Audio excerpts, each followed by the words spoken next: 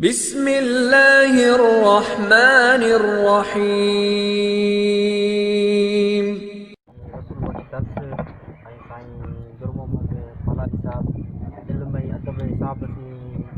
कोस्तान पर आउं चलो तो पूरी सिंध में हिकिड़ो वॾो नालो आहे ऐं साईं जिन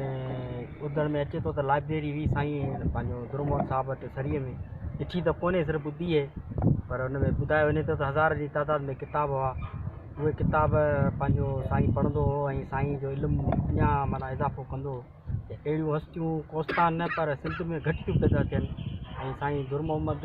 पालारी थियो या साईं रसूल दर्स थियो इन्हनि ते असांखे फ़ख़्रु करणु खपे जो असीं कोस्तानी आहियूं। साईं जिन वारा कोस्तानी हुआ ऐं साईं जिन जो नाले जे करे ई कोस्तान बि शायदि मशहूरु आहे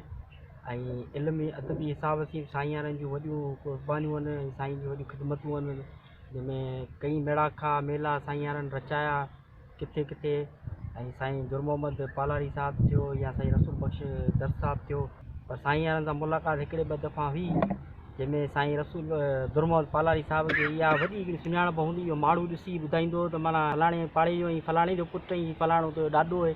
त अहिड़ा माण्हू सदियुनि सालनि खां पोइ ॼापनि था ऐं अलाह साईं उन्हनि खे जन्नत फिरदौस में आला मक़ाम ॾे। महिरबानी दोस्तनि।